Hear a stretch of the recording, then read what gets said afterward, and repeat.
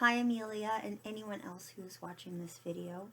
This is going to be a Goodnight story, or just a background story. This one doesn't really have pictures or illustrations. The book I'm reading it from doesn't really have a lot of pictures. I can show you. Sorry, butter. So it's just a lot of words. So this means you need to use your imagination as I'm reading the story. I want you to just imagine it like a movie in your head.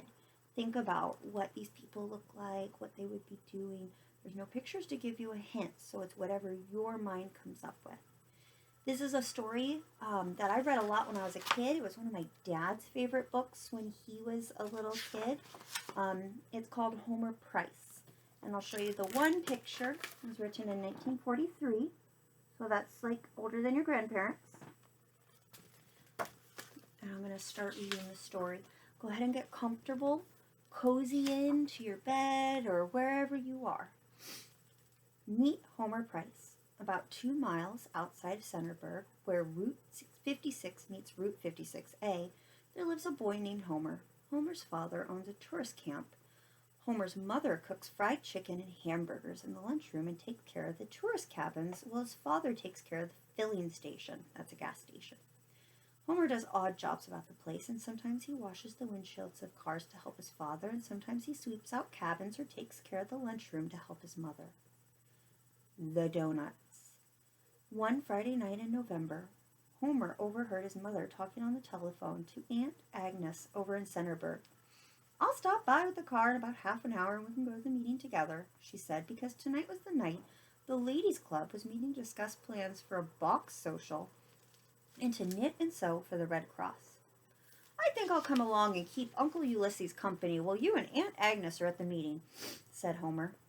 So after Homer had combed his hair and his mother had looked to see if she had her knitting instructions and the right size needles, they started for town.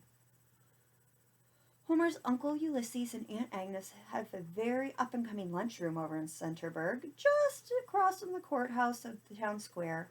Uncle Ulysses is a man with advanced ideas and a weakness for labor-saving devices.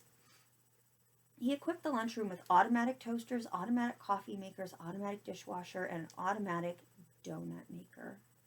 And all the latest things in labor-saving devices were his.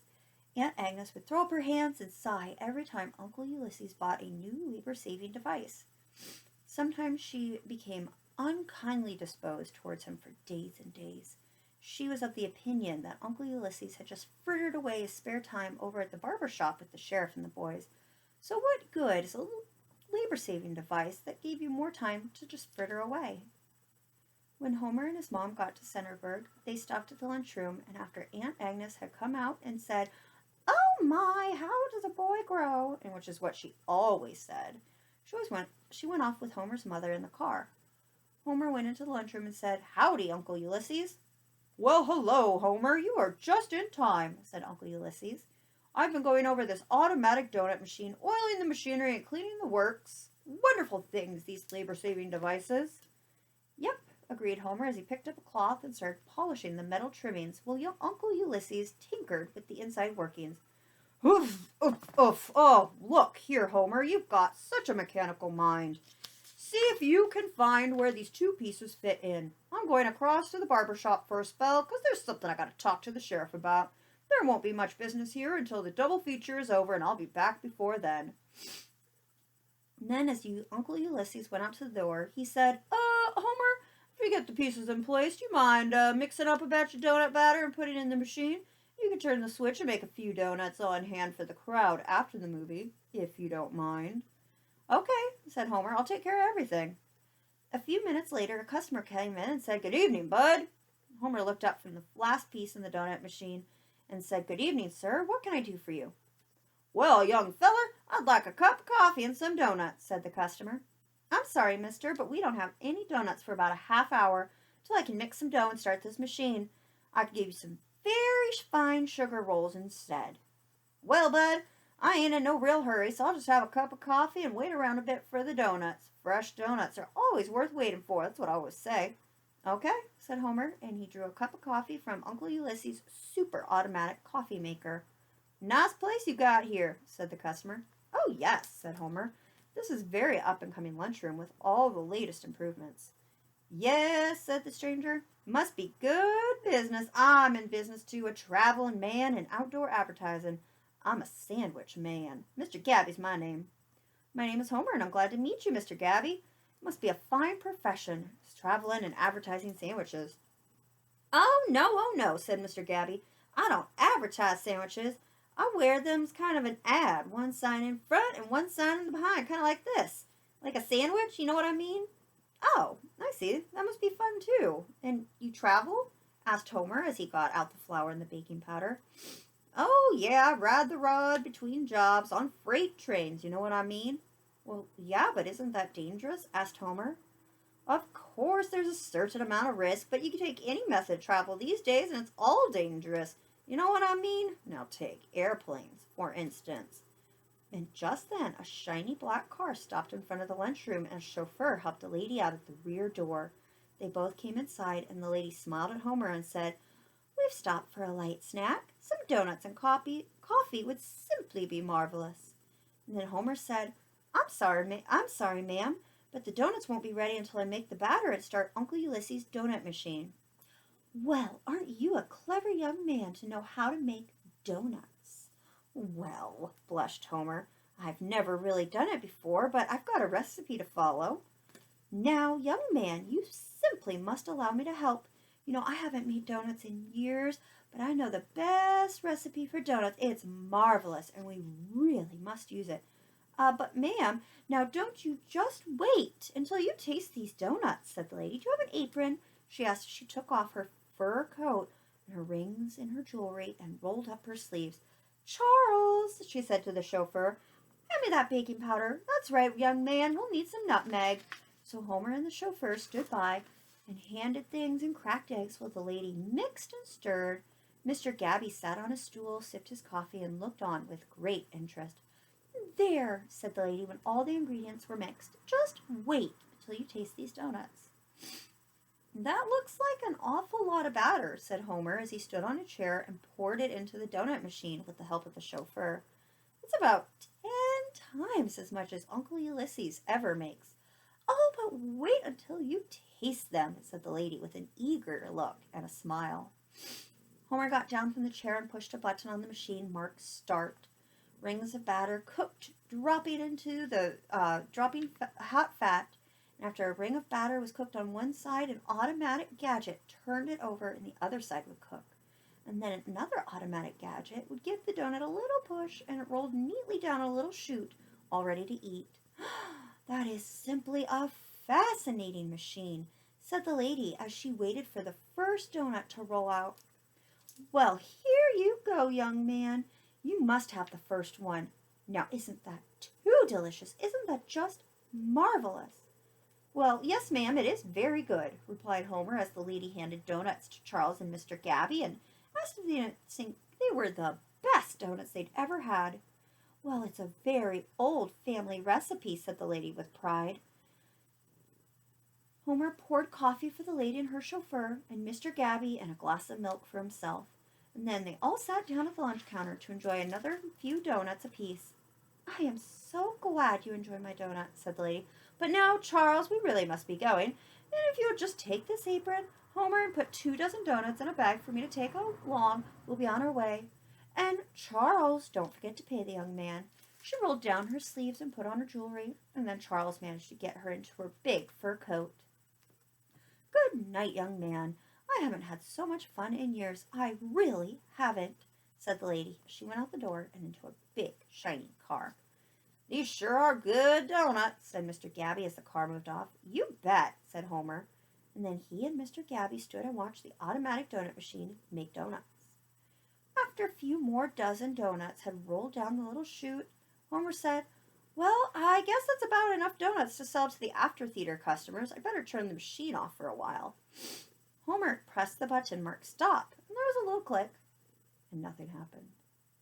The rings of batter kept right on dropping into the hot fat, and an automatic gadget kept turning them over, and another automatic gadget kept giving them a little push, and all the donuts kept rolling down the little chute, all ready to eat.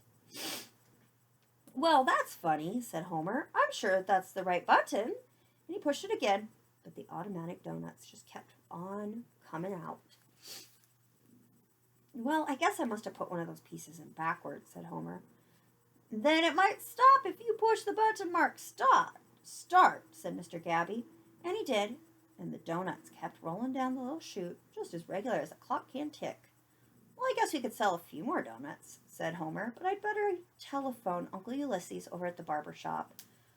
Homer gave the number, and while he waited for someone to answer, he counted 37 donuts roll down the little chute. Finally, someone answered the telephone. Hello, this is the the barber shop. Oh, hello, Sheriff. This is Homer. Could I speak to Uncle Ulysses? Well, he's playing pinochle right now, said the sheriff. Ain't nothing I can tell him? Well, yes, said Homer. I pushed the button marked stop on the donut machine, but the rings of batter kept right on dropping into the hot fat, and an automatic gadget keeps turning them over, and another automatic gadget keeps giving them a little push, and the donuts keep right rolling down that little chute. It won't stop.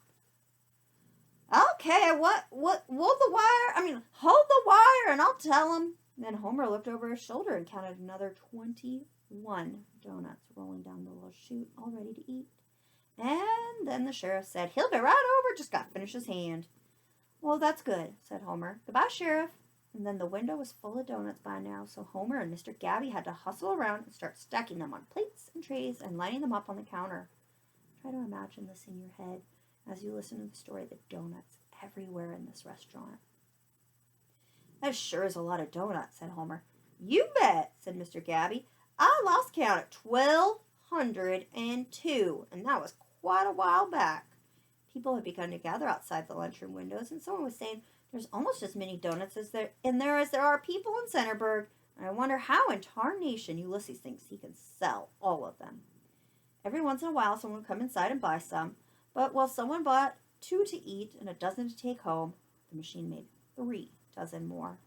By the time Uncle Ulysses and the sheriff arrived and pushed through the crowds, the lunchroom was a calamity of donuts. Donuts in the windows, donuts piled high on the shelves, donuts stacked on plates, donuts laid 12 deep on the counter, donuts still rolling down the little chute, just as regular as a clock can tick.